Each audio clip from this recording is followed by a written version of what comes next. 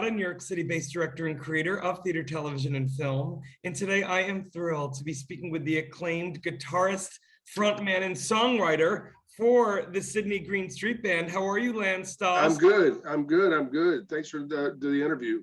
Lance, I'm very excited to be speaking with you. The audience just got a little sneak peek of you and your incredible band. I want to know, Lance, first and foremost, you individually, because I am speaking with you. Where were you born and when did you realize that you wanted to be a part of the music world? A little bit of a long story, but I'll try to shorten it. I was born in Birmingham, Alabama. Interesting story. My father was passed away when I was 9 years old, and he was an electrical engineer, and he was 6 foot 8 inches tall, which is a huge domineering man in my life.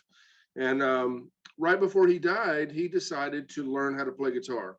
And so he bought himself a Sears and Roebuck acoustic guitar, probably cost about $25.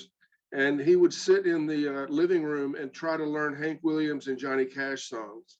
And I would sit at his feet and watch him do this every night. And so when he passed away, I took that guitar and I asked my mom if I could learn how to play it and take lessons, and she said yes.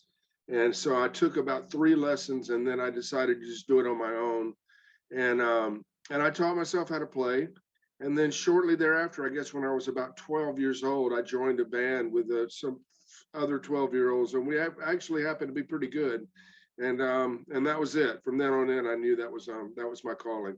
Lance, it's amazing. And and I'm looking at this guitar as almost a baton between you and your dad. And you're not only obviously continuing, part of his legacy, but being able to celebrate your talents through music, through specifically this band. I don't know, that's just very moving, because I have a very close relationship with my dad, and he was my first voice teacher. So I can relate, my friend. Okay, thank you. Well, listen, as songwriter of this incredible band, I love the fusion, this unapologetic fusion of blues, rhythm, rock. I'm curious to know, obviously it seems it's from part of your upbringing, but also inspirations you might have had growing up or even today. I don't know if my story is similar to other people's, but my formulation as an artist, as a singer-songwriter, as a guitar player, all came from living in Birmingham, Alabama. I learned more down there than I've learned for 35 years of not living down there. And so when I was growing up, it was Southern rock, and it was ZZ Top, and it was Leonard Skinner, and it was Marshall Tucker, and all of these bands. And that was what formed my vocabulary of writing style, are those bands that I've started out listening to. So in some ways you could look at it as I didn't really progress, but I did. It was just in a way that was so rooted in where I started that I never felt legitimate to give that up.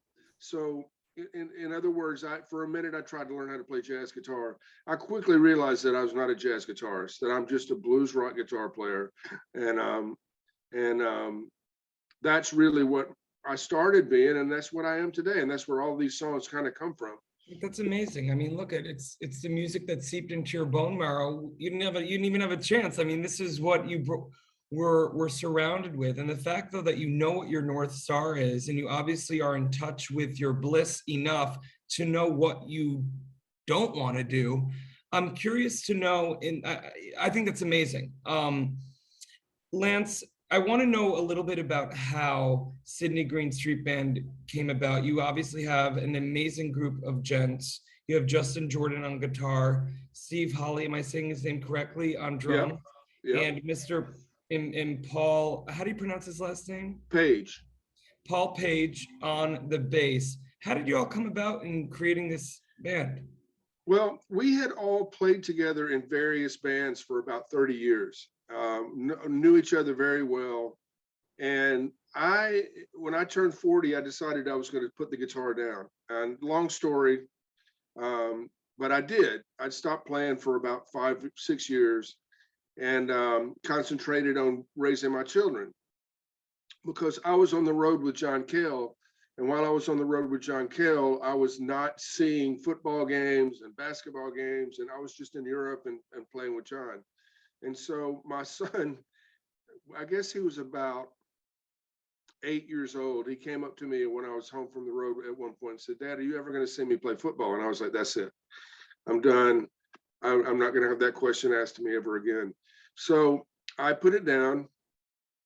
About 5 or 6 years into that, I decided that I was making a mistake and that I wouldn't go on the road, but I wanted to do something local that had great players, and I wanted to write. So I called Paul, who I've known the longest, and I said, "Let's form a band." I have a great name for it, the Sydney Green Street Band, that I had used in Birmingham. And I said, "Let's just put something together and see where it goes." And so we put a different band together and started playing.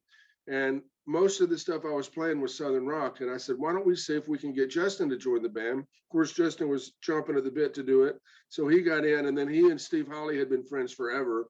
So he brought Steve in. And the rest is history. I've been writing for ever since, and putting out CDs. I love these behind the scenes on how bands get together. I also love the idea of being in a band. I don't know if you know this, but before I was a director, I performed 20 years with my twin brother. Obviously, we were a built-in brand, but yeah, listen, I want to know, Lance, and actually before I ask my final question, I want to let everyone know for more on the incredible Lance and the Sydney Green Street Band. You can read more about him and all of them right below this video. Lance, obviously these past 18 months have been tough for all humans, but especially artists. I'm curious to know what you and your band are most optimistic about as things start to slowly but surely open up. Well, we've got this new EP that we've put out that I feel like has the strongest, or some of the strongest songs that I've written. Talk about it, please. Well, it's a lot of it I wrote during the pandemic, like a lot of other people have done. It's got a very personal song about my children in there, and that's important to me. But I think it represents us better than the other 3 CDs in some ways. And in ways that I think are a little bit more commercial and a little bit more viable to the listener.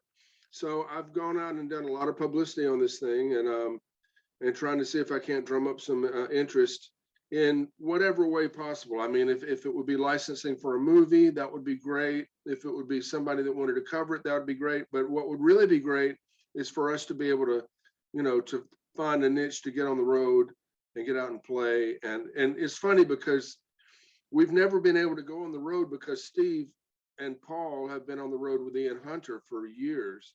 And so I could never get them in the same room together or in the same van together. And Ian just turned 80. And so he's gotten off the road. And so now I have these musicians that I can play with. And so I'm trying to figure out a way to get that done.